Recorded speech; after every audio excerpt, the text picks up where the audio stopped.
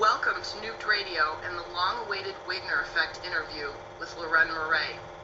This program will cover the basics of the Fukushima accident and how radioactive fallout affects components related to airlines and infrastructure.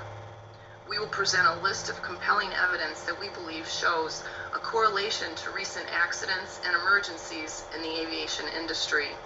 A more detailed list, explanation, and historic data will be published on the internet following this interview.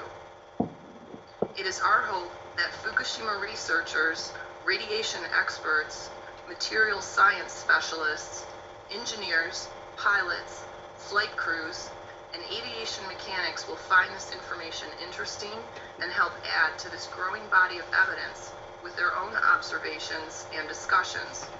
Dr. Leuren Moret is an atmospheric fallout expert and has interviewed extensively about the Fukushima accident and its effects on the health of downwinders, marine life, and mutations in plants, animals, and people. She is a depleted uranium expert and appeared in the documentary Beyond Treason with former U.S. Army radiation health specialist Dr. Douglas Roque. She was a special guest lecturer for the Malaysian War Crimes Tribunal. She has appeared several times on True TV's Conspiracy Theory with Jesse Ventura in regards to the Great Lakes water supply and the health issues surrounding the use of TSA scanners. She has done over 20 speaking tours in Japan and has lectured extensively about the dangers of nuclear power worldwide, even prior to the Fukushima accident. She has worked at both Lawrence Livermore and Los Alamos nuclear weapons labs as a geoscientist and on both the waste isolation pilot plant and the Yucca Mountain nuclear storage facility prior to becoming a whistleblower. This brief introduction does not do justice to her enormous contributions that she has made, and it is an honor and privilege to work with her again. We will also be joined today by Laurence Battis. Leuren, would you like to introduce Laurence? Yes. Laurence Battis is an engineer and a journalist. He's from a long line of engineers. He has attended Northeastern University, DINFOS, which is the Defense Information School, when he was in the Navy for 5 years, and CSUN, the California State University Northridge, where he got a film degree. He is a practicing engineer, the publisher and editor of LMGNC. It's Leuren Moret at Google. A global nuclear cover-up. We are at leurenmoret.info and on G+ at LM:GNC. Hi, I'm Larry. This is Larry. Laurence. Lawrence. And yes, we both have the same name. We do. Mine is the French pronunciation, Leuren, and his is the Dutch pronunciation, Laurence. Thank you.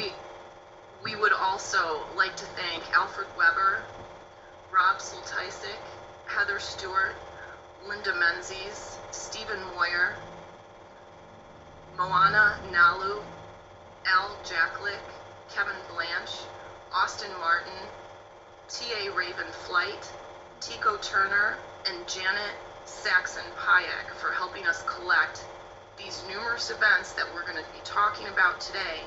For without their contributions, an interview this extensive would not be possible. Leuren and Larry, welcome to the show.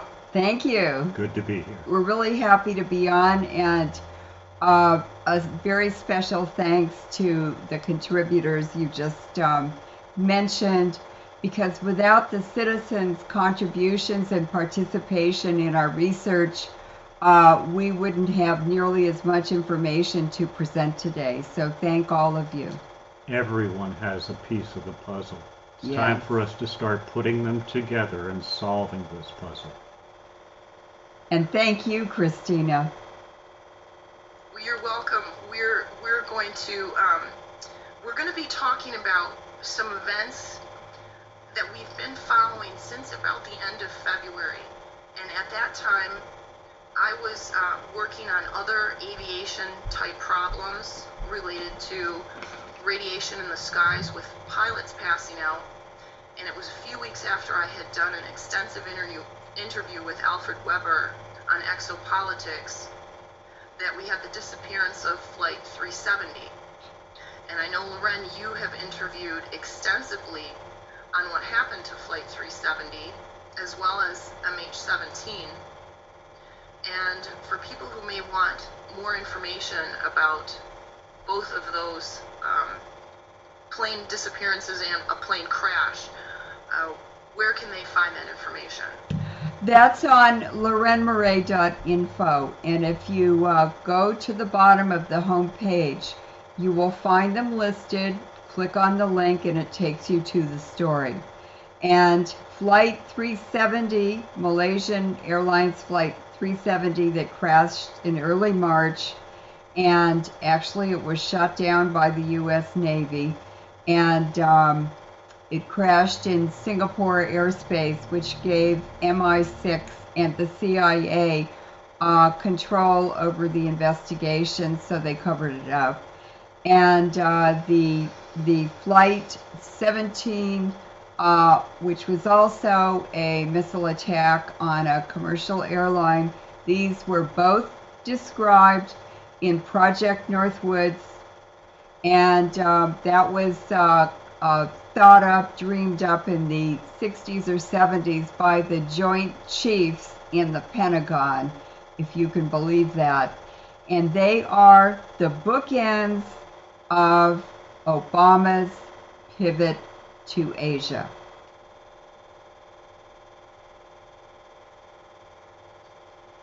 Yeah, in fact, that was the late 50s, early 60s that they started floating these ideas, the object being to false flag utilizing civilian aircraft. The object of that being to pin the blame on your opponent, therefore freeing you to act against them because public opinion is following your lead, which is the definition of a false flag. Well, I've seen both of those interviews that you did, Leuren, and they are absolutely stunning. In fact, the Flight 370 interview, I think I've watched 3 times. I mean, it was really amazing. I learned so much just from that one incident. There was a lot to learn, believe me. I've never covered anything like that before, and it's just absolutely mesmerizing. You can't believe it's happening. You can't believe it was deliberately done, and by the Navy both times. Well, believe it, because they conceived that program. The incidents that we're going to be talking about today break down into the following plane problems, and Leuren and I had started really closely paying attention to this around the 3-year anniversary of the Fukushima disaster. And we both have done extensive interviews on that disaster and health effects and the effects on the ocean, and there's some excellent articles that Leuren has up on her website about that go into more detail, and we're learning more all the time. But what we're going to talk about today is specifically what evidence that we may have that may correlate to metal fatigue and other structural abnormalities happening to planes that are flying through radioactive air. And I kept kind of a running tab just on all the different incidents, and this was the breakdown when I went through and updated this list today. Windshields cracking or falling off the cockpit. Cross tubes breaking on helicopters when they land. Oil pressure drops. In fact, we've had 3 of those, I think, in the last 3 days. Melting batteries. Very hydraulic common. Faults. Panels falling off planes. Failures of tail rotors on helicopters. Electrical generator failures. Issues with nose gear or landing gear. Small planes crashing after pilots are passing out or just never reaching their destination. I think we've had 3 or 4 of those just in the last week. small planes that are going into a dead spin and crashing without even contacting flight control or having a squawk emergency, engines catching fire, engines failing, explosions or loud noises, strange smells and smoke, forcing emergency landings, failure of fluid power systems, cabin depressurization. I've had a couple of those in the last few days, de-icing systems that are kicking on mid-flight, metal particles that are being found in failed engine filters, Oh, loud bangs and flames that are happening in otherwise operating engines, helicopters and small planes that are experiencing catastrophic losses of power, wings that are partially detaching from planes. Believe it or not, we actually have video of that. Malfunctioning onboard computers, and a few less rare but still newsworthy incidents: deployment of emergency slides inside planes during flight, and water pipes breaking, yeah. flooding planes during flight. Yeah. Those are just, that's a sample of what we're going to be talking about tonight, based on the events that we have collected since the 3rd year anniversary of the Fukushima disaster.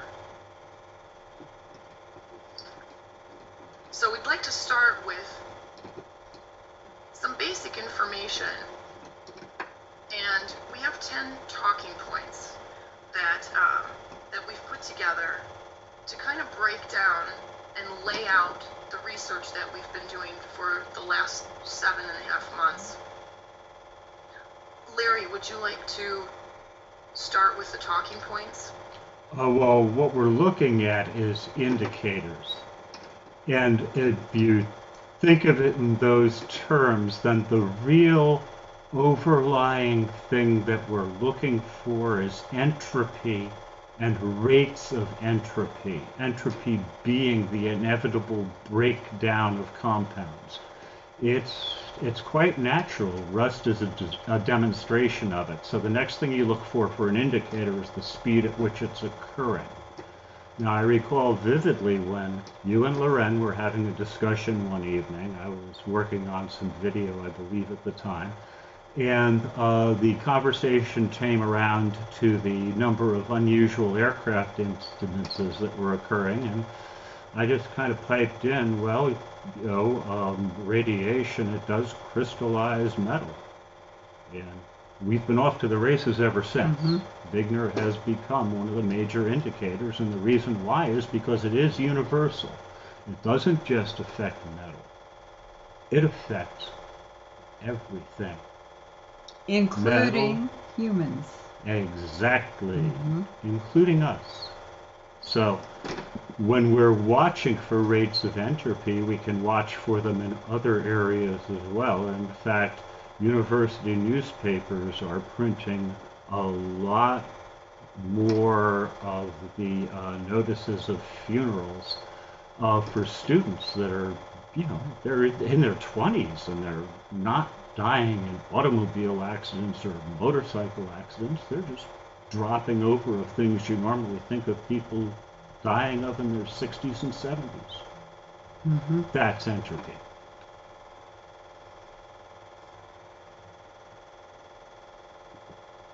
Okay, so number 1. Okay, what we're looking at is the effects of the radiation on metal. So what you look at are critical points. Now, one of the real big ones that you brought up, that was where oil pressure failures are occurring. And that's a pressurized system. That brings a number of other criticalities. You've got finer pieces of metal that are being bent into place in order to crimp some type of a hose closed. Those are very fine. There's a lot of stress on them. There are a lot of areas that are particular candidates for failure in those systems unless you overbuild them to mil spec. And that's done with metal-to-metal joins everywhere.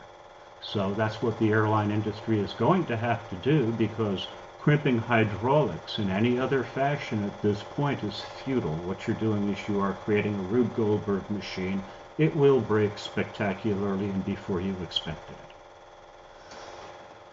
We have quite a bit of research from the IAEA outlining the types of radiation embrittlement that happens in nuclear reactors, in the reactor buildings, in any of the 10,000 parts in those reactor buildings. Now, they state right from the IAEA's own PDF on the subject, there are two types of embrittlement which do affect power water reactor vessel internal components. This is irradiation embrittlement, which may affect core region internals, and thermal aging embrittlement, which may affect the cast stainless steel parts and parts manufactured from stainless steel. Fatigue, corrosion, and then we have also radiation-induced creep, relaxation, and swelling. Neutron irradiation creates a large number of interstitials and vacancies that can annihilate on sinks such as dislocations, grain boundaries, surfaces, etc. by a diffusion-controlled process. The kinetics of this annihilation are different for interstitials and vacancies and depend on stress, temperature, material microstructure, etc. If interstitials are eliminated rapidly, the excess vacancies coalesce into voids or bubbles inside of the metal, which lead to swelling of the structure. Now, this is why they have to replace reactor shrouds every so often, because the steel becomes so brittle. Now, we're used to different types of steel being used in infrastructure, and aluminum and cadmium and nickel being used in airline skins. But these are all affected in similar ways. And Leuren, you and I were talking just before we started taping tonight about some research that you came across from Oak Ridge Labs. Yes.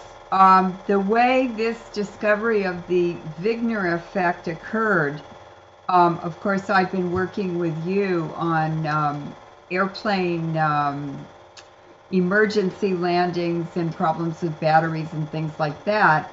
And I had no idea. I didn't know about the Wigner Effect. I've never heard of it.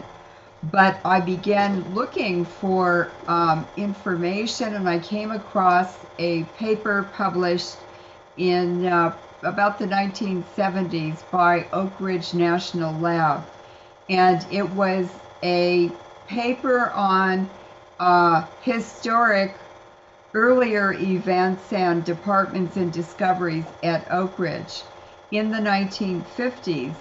And it was called Clinton Labs at that time, and it was managed by Monsanto for the U.S. government. Now, Dr. Wigner was an immigrant from Austria, I believe. I think he came from Vienna, but I think he was actually German.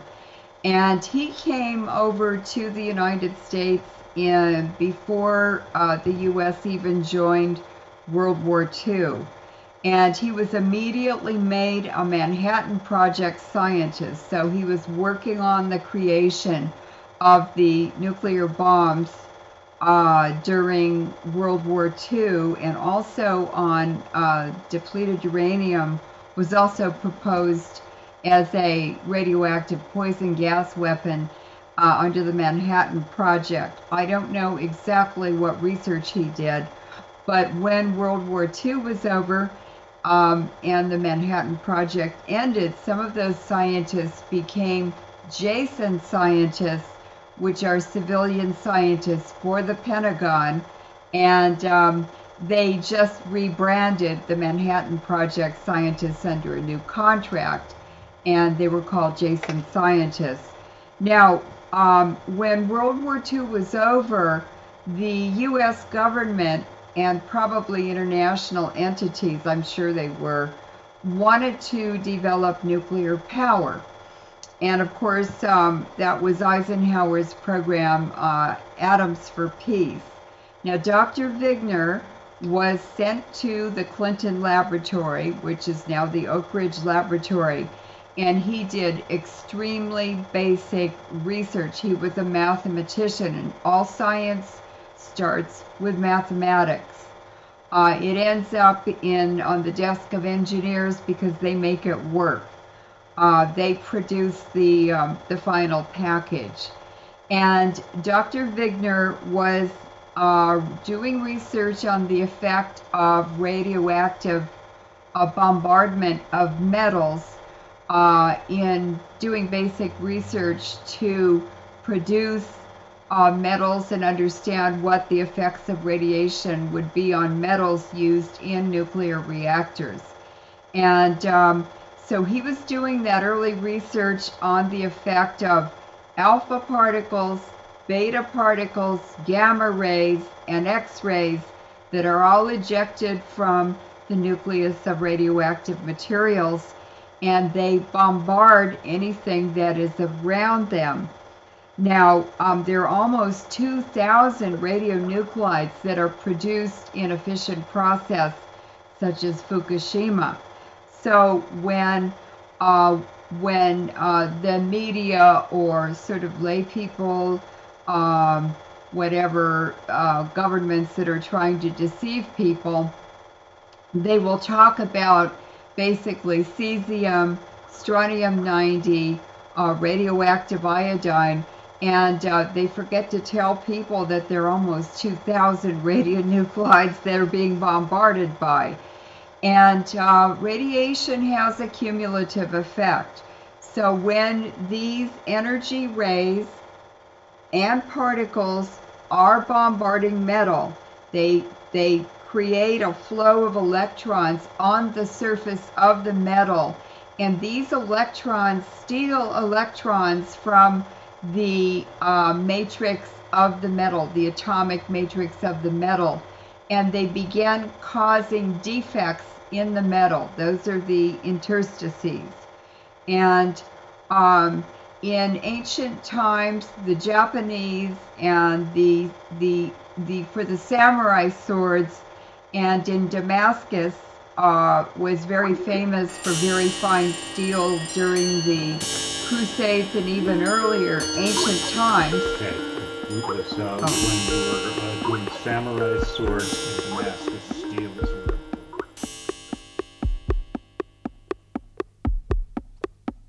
So in ancient times, the Japanese and also the steel makers in Damascus, the sword makers in Damascus, knew that if they heated steel and they pounded it, and they heated it and pounded it, and they heated it and pounded it, it made it stronger and stronger and stronger and more flexible each time.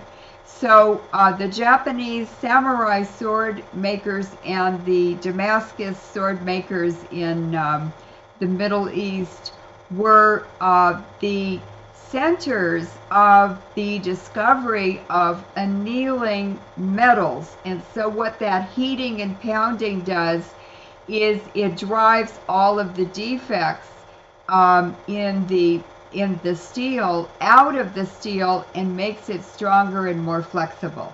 It aligns the crystals and it adds the carbon, which in addition to tempering brings you your hardness. Yes. So Dr. Wigner reported that, and he also reported that bombardment by nuclear energy would cause, just a minute, I'm blanking for a minute, would release, it would create hydrogen which builds up, and that's exactly what happened, and it's released by the surface of the metal, and that's exactly what happened that caused the first explosions at Fukushima. The fissioning started, it ran away because the cooling systems were shut down by the earthquake, and 15 minutes after the earthquake, those reactors were already in meltdown. And by 7 p.m. that night on the, what was the date of the? The 11th, was it? Yes, 3/11. On March the 11th, by 7 p.m., all the reactors had completely melted down and also melted through the wall of the reactor outer shell. Making what are known as Yes. elephant feet on their way down to the earth. Right. Right through the cement and making it. Right there. That's Yes. where it starts. It dripped, it burned right through the floor of the floor that the reactor was sitting on, and it dripped down into the basement, and then it burned right through the floorboard of the reactor building into the ground. And as it drips, it accumulates, and it becomes a bigger and bigger collection of the radioactive fuel. The fuel pellets in the reactor actually melt, and as time goes on, it is burning down deeper and deeper into the ground, and 3 years later, that reactor material is at least 80 feet down on the ground, and it's flowing into the ocean. It's contaminating the water table. It is contaminating the Fukushima Bay. It is creating brim strawing in the steam it is making over the Fukushima Bay. That's right. This is a real mess. And getting back to entropy for a second, when you're in the presence of that concentration of radionuclides, the rate of acceleration on entropy becomes staggering. In point of fact, putting a nuclear reaction of any variety inside of a container and pretending that you're holding it, it's not a truth. What it is you have a measured piece of fuse. And the question becomes, how long did you measure your fuse? And so what we're talking about today is the amount of radiation that's been released into the atmosphere, into the ground, into the ocean. The Pacific Ocean has now circulated and mixed in the environment, in the biosphere, the atmosphere, for 3 years. And what we're seeing is an acceleration and an increase, almost exponential, of the Wigner effects on airlines and airplanes, the crews, the passengers, and the entire air column from the ground up to space is all contaminated with the Fukushima radiation. And that's what we're covering today. What is happening to the airplanes?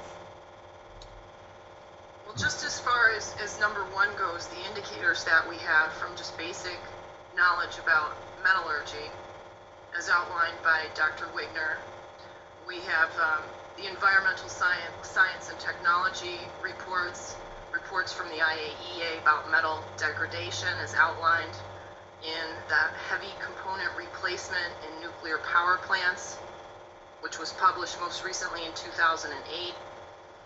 We know that rad exposure will cause this embrittlement and create hydrogen in the metal matrix.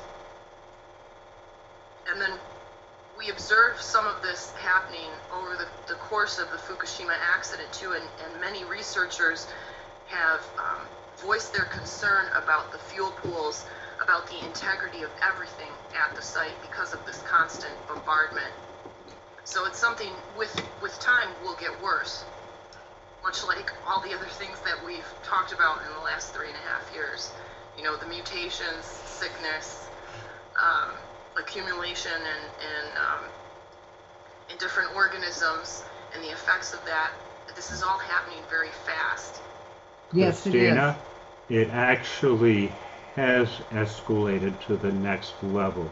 And we have to bring it back around to entropy one more time to explain this one.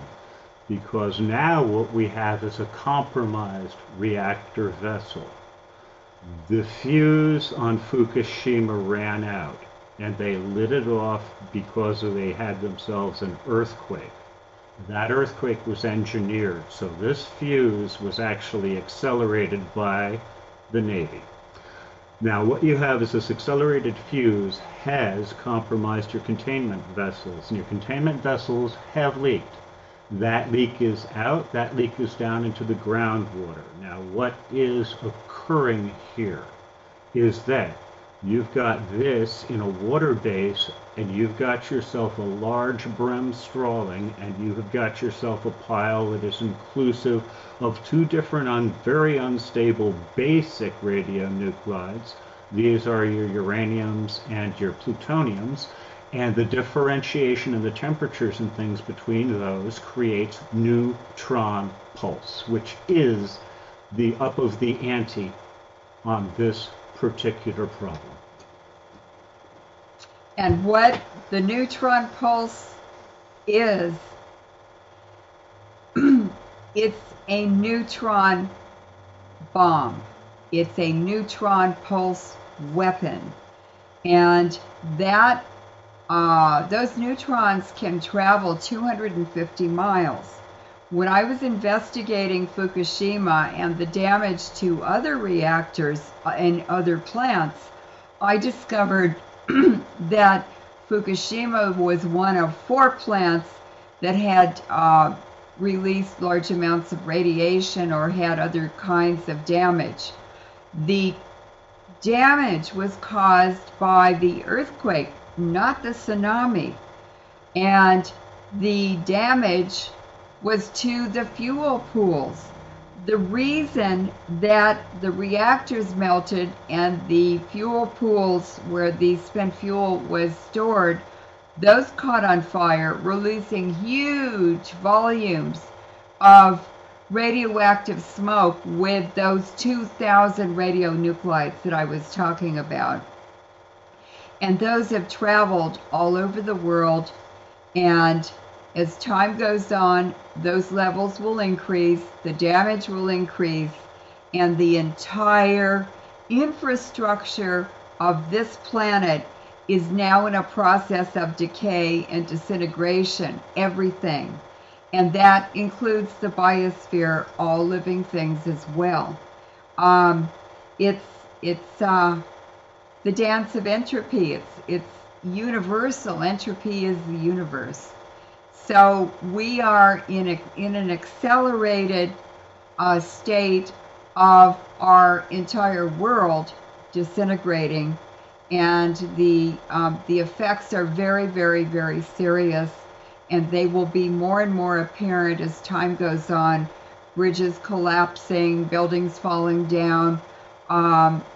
It's very serious, and the reason we're doing this interview is to inform people and warn people and educate people so that they can do their own research, they can take measures they need to take. Flying is something people need to consider very carefully before they get into an airplane now. And there are crew members and pilots who are dropping dead like flies.